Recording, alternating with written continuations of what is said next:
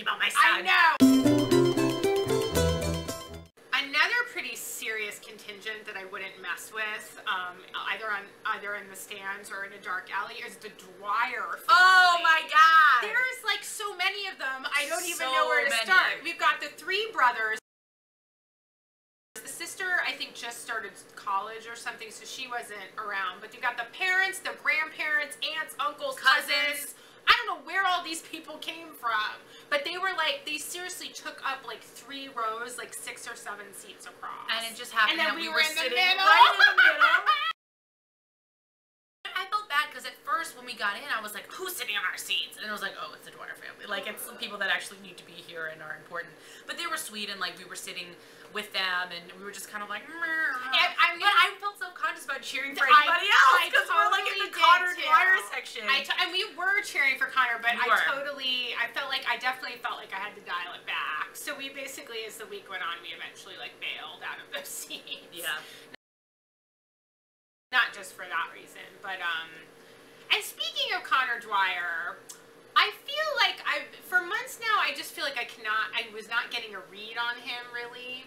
And he went through something kind of difficult, which I'm sure he's already forgotten about because that was last week, but he got DQ'd in the 400, and it was so awful. I think that was the moment I realized how much I loved him.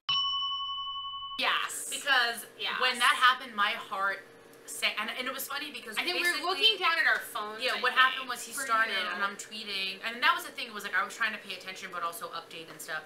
And I just heard the whole crowd go, and it was like, and we were like, what's going on? And there were 2 Conors in that race. There was Conor Yeager and Conor Dwyer, and then I heard someone Conor, and I was like, oh. And we had some operatives on the pool deck. We were a little higher in the media section. I was like, and then the person I was communicating with went like this, kind of be like he moved or he flinched.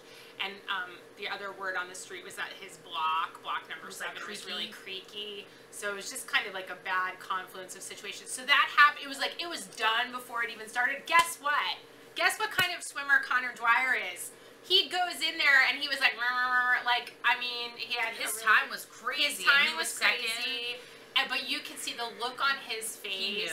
He knew. And it was, Matt McLean was hugging, him, and it was, But luckily, he's in for other things. He's in that was for his other only chance, I would have been in tears. But still, I sort of felt like there was a little window, and I sort of had a different soul. Yes. I also would just like to say, Conor, I sort of feel like, and I mean this in the best way possible, that you might have a future on like a CW network show. If like when swimming eventually is over, like get a little, maybe get some act. I just feel like he has that look.